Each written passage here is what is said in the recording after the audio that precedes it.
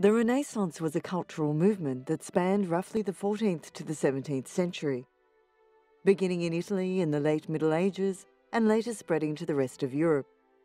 It encompassed a flowering of literature, science, art, religion and politics, and a resurgence of learning based on classical sources, the development of linear perspective in painting, and a gradual but widespread educational reform. Traditionally, this intellectual transformation has resulted in the Renaissance being viewed as a bridge between the Middle Ages and the modern era. It is perhaps best known for its artistic developments and the contributions of such polymaths as Leonardo da Vinci and Michelangelo, who inspired the term Renaissance man.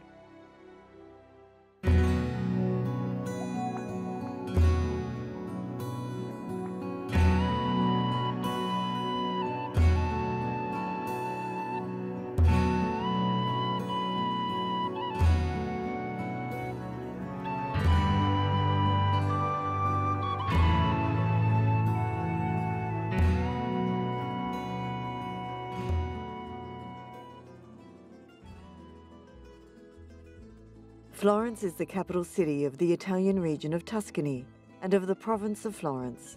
It is the most populous city in Tuscany with approximately 370,000 inhabitants, expanding to over 1.5 million in the metropolitan area.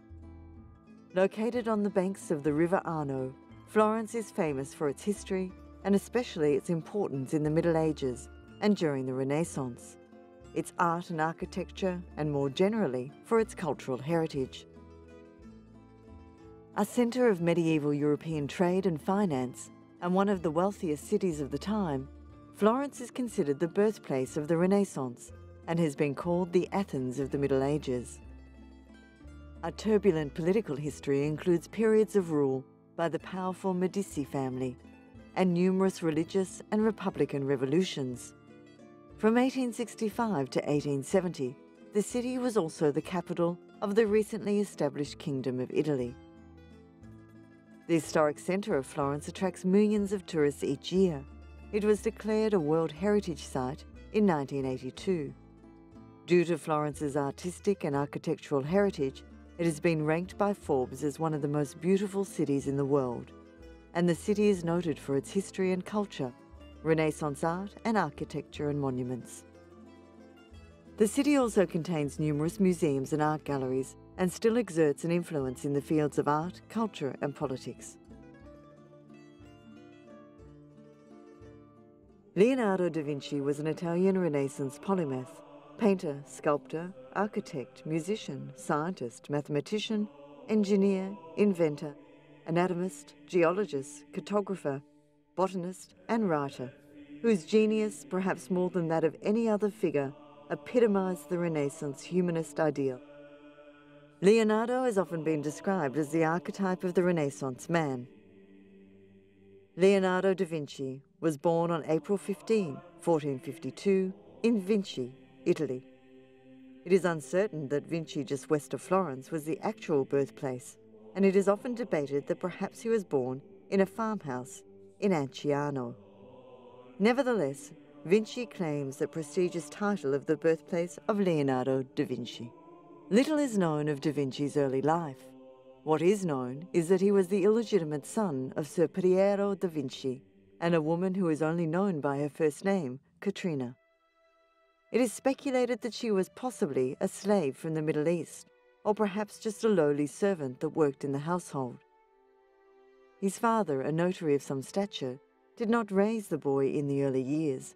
Instead, Leonardo lived with his grandfather in 1457, as ascertained from tax records of the period. Shortly thereafter, he went to live with his father or his father's younger brother, Francesco. The educational prospects for Leonardo were very limited because of the circumstances of his birth. His early training was probably conducted by his stepmother, Donna Elvira. Most of his early education was self-taught. When his father noted his artistic talent, he was whisked away to Florence to apprentice with Andrea del Verrocchio at around the age of 16 or 17. Under del Verrocchio's tutorage, Leonardo studied painting and sculpture.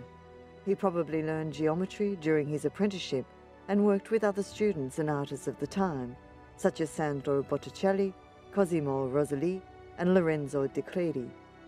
It was during this time that he was assigned his first task of painting the angel in baptism of Christ. After seeing Leonardo's angel, it is said that Verrocchio swore to never pick up a paintbrush again. At the age of about 20, Leonardo's apprenticeship with Verrocchio came to an end. In 1472, he joined the Artists' Guild Compagnia di San Luca. During his first Florentine period, Leonardo probably received some of his first commissions. He became known for his artistic talents with his work on Madonna and Child, Small Annunciation, and Adoration of the Magi. In 1478, Leonardo left Florence for the first time and travelled to Milan. There he joined a new patron, whom he probably met while still in Florence, Ludovico Forza.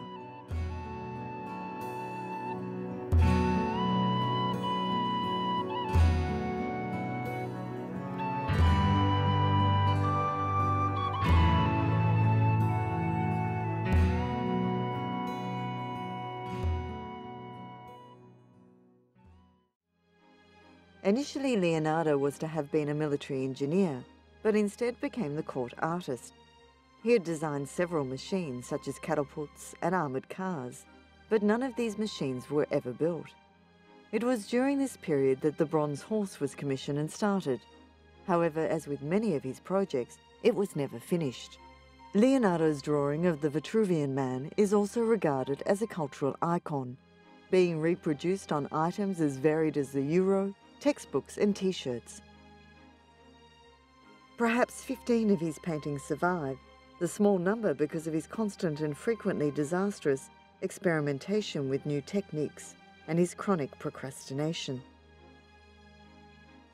Nevertheless, these few works, together with his notebooks, which contain drawings, scientific diagrams, and his thoughts on the nature of the painting, compose a contribution to later generations of artists, only rivaled by that of his contemporary Michelangelo.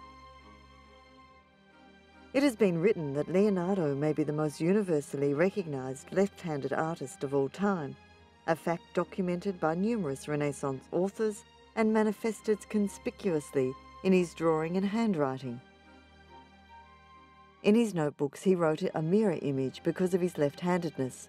It was easier for him, and he was falsely accused of trying to protect his work.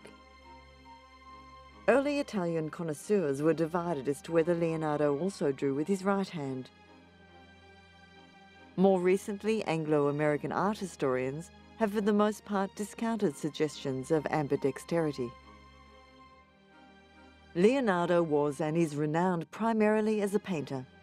He painted one of the most famous frescoes, The Last Supper. The work was not actually a fresco in the true sense of the word, but was paramount in establishing him as a portraitist and artist.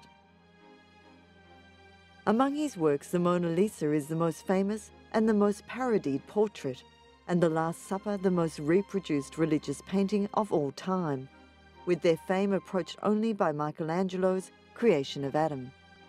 In this painting, there are no signs of a brushstroke anywhere on the painting. That includes the very fine details of the embroidery on the dress, the hair. This is the je ne sais quoi of Leonardo, the genius. We don't know how he applied it. In late 1499, Leonardo left Milan and returned to Florence, where he accepted a commission for an altar painting for the friars of the Order of the Servites.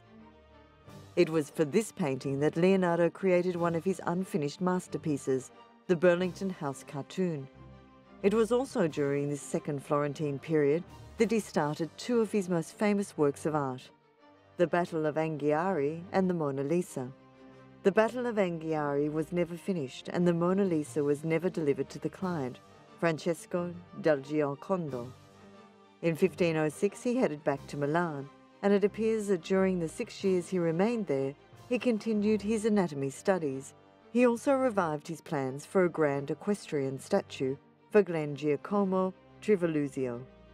Again, the statue remained unfinished.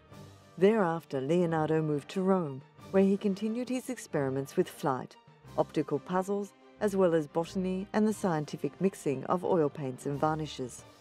5 years later, Leonardo joined the then King of France, Francois I, in the Loire Valley. The aging artist was sickly and suffering the results of a stroke.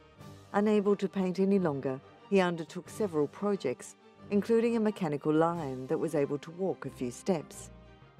On May 2, 1519, Leonardo died and was buried in St. Florentine in Amboise. Yet even in death, the artist's travels were not ended. During the wars of religion, Leonardo's remains were moved several times. Eventually, he was buried in the chapel of St. Hubert in the castle of Amboise.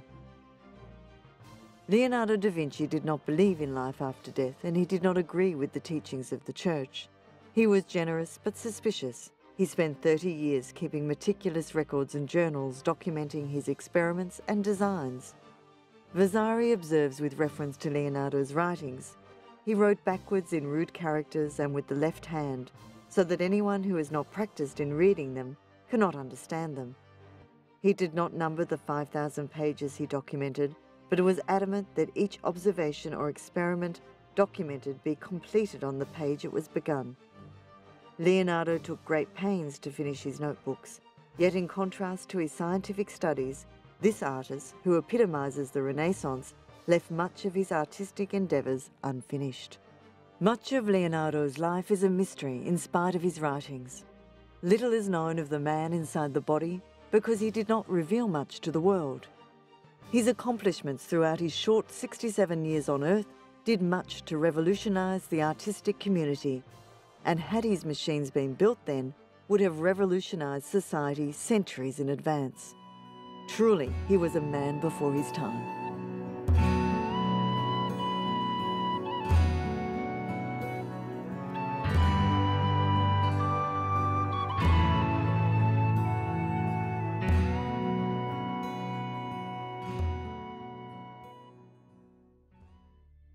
Michelangelo was an Italian artist famous for his sculptures, paintings, poems, and even his architecture. He was also largely responsible for the development of the Mannerism movement and was a participating founder of the High Renaissance. His talent was discovered at a young age when he was brought into Lorenzo de' Medici's School of Art and the Medici home. Here he was raised among artistic masterpieces as well as revolutionary intellectual theories. He grew to become one of the greatest artists of all time, and still today his name is recognized throughout the world as a creator of masterpieces. Michelangelo's influence in various forms of Western art is tremendous. Although Michelangelo created amazing paintings, one of the most famous being the ceiling of the Sistine Chapel, and one of the most controversial being the Last Judgment, he above all viewed himself as a sculptor, creating the famous figure of David poised before the confrontation with the giant Goliath. There was not an Italian sculptor of the 16th century who was not influenced by the works of Michelangelo. In his later life, Michelangelo became more involved with poetry and architecture, helping to design the St. Peter's Basilica in Rome.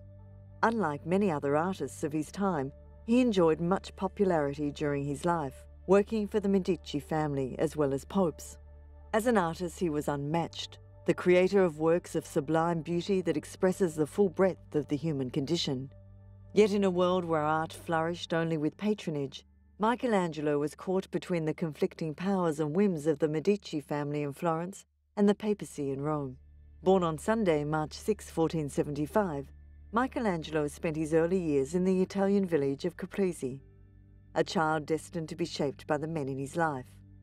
His mother, Francesca Neri, inattentive and in failing health, entrusted the care of Michelangelo to the wife of a stonecutter in a town near Florence.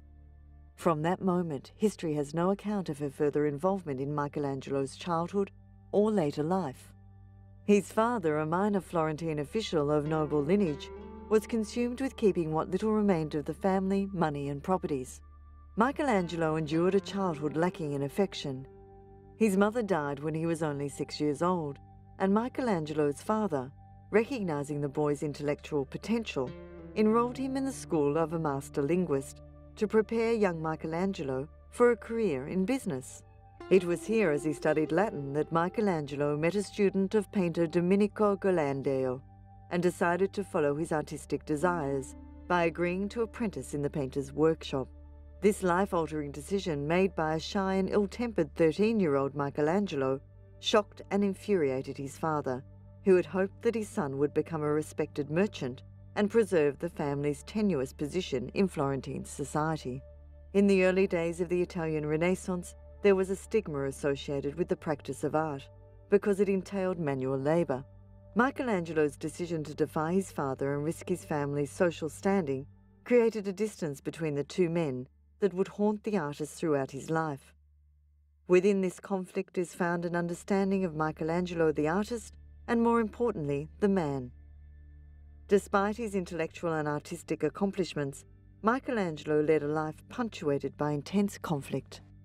Soon after joining Ghirlandaio to learn the art of fresco painting, Michelangelo left his apprenticeship to study sculpture and anatomy at the school in the Medici Gardens. His early success there won him an invitation to the home of Lorenzo de' Medici, the Magnificent, and more importantly exposed him to noted humanists, scientists and poets who were regulars at the Medici court. Though their radical beliefs were often at odds with the artist's strong religious faith, these men of the Renaissance intrigued the young Michelangelo. Their impact is apparent even in his earliest works. He's a painter, he's a sculptor, he's an architect. All of those activities are linked together by drawing because he prepares everything on paper before he begins to work. And that's what we see here. We see with these 90 drawings him working meticulously to prepare all of his works. With the death of Lorenzo in 1492, the school broke up, and Michelangelo was given permission to study anatomy at the hospital attached to Sto Spirito. By June 1496, he was in Rome, and here established his reputation with two marble statues, the Drunken Bacchus for a private patron and the Pieta for St. Peter's. The latter is generally considered to be the masterpiece of his early years, deeply poignant, exquisitely beautiful, and more highly finished than his later works were to be. Michelangelo returned to Florence a famous sculptor and was awarded the commission for the colossal figure of David. Soon after this, he was commissioned to paint a battle scene for the new council chamber of the Palazzo. On one wall he commenced the painting of the Battle of Cassina, while on the opposite wall his principal rival, Leonardo, was commissioned to paint the Battle of Anghiari. Although neither painting was ever finished, copies of a fragment of Michelangelo's full-size cartoon showing a group of nude soldiers reacting variously to the battle alarm that has interrupted their bathing soon began to circulate.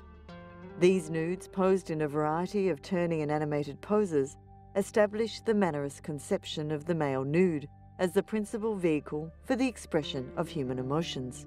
Michelangelo abandoned this Florentine commission when Pope Julius II summoned him to Rome to design his tomb. What should have been the most prestigious commission of his career, a freestanding tomb with some 40 figures to be located in St. Peter's, became, in Michelangelo's own words, the tragedy of the tomb.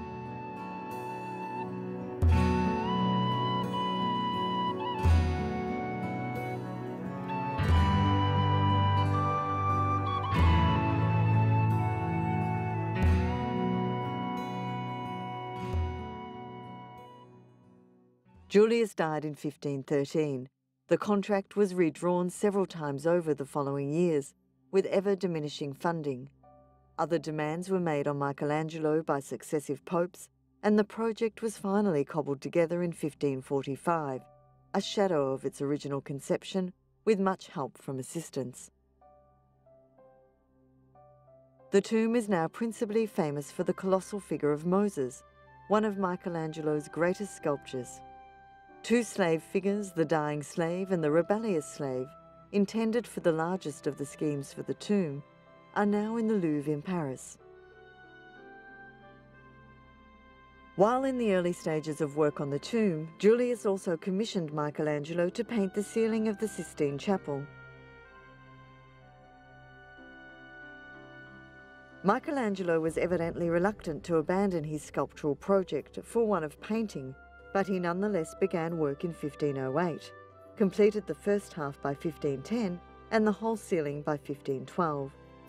Dissatisfied with traditional methods of fresco painting and mistrustful of assistants who could not meet his evolving demands,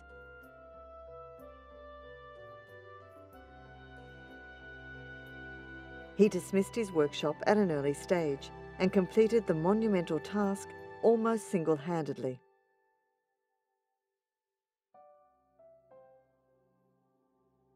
In the year of his death, his 89th year, he was working on yet another Pieta, the Ronaldini Pieta.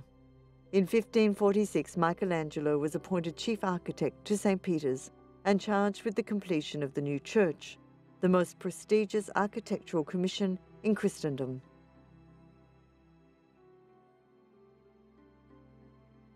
Michelangelo's drawings offer a unique insight into how the artist worked and thought. They are beautiful artworks in their own right, but also provide a crucial link between his work as a sculptor, painter, and architect. His primary focus as an artist was the male body, and his drawings chart his relentless search to find poses that would most eloquently express the emotional and spiritual state of his subjects. Most of Michelangelo's drawings were never intended for public display.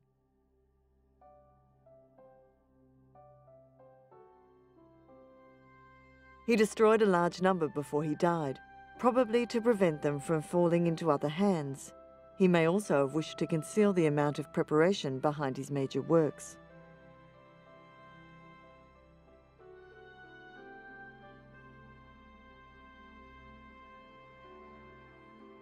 David is a masterpiece of Renaissance sculpture created between 1501 and 1504 by Michelangelo. It is a 5.17-metre marble statue of a standing male nude. The statue represents the biblical hero David, a favoured subject in the art of Florence. Originally commissioned as one of a series of statues of prophets to be positioned along the roofline of the east end of the Florence Cathedral, the statue was instead placed in a public square. The statue was moved to the Accademia Gallery in Florence in 1873 and later replaced at the original location by a replica.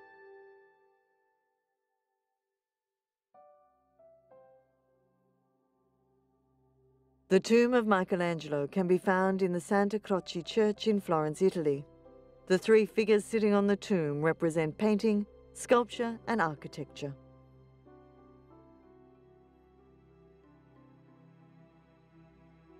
Man is a fortunate species.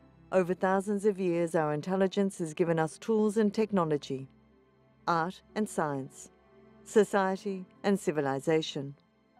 We now possess a treasure house of man's great achievements.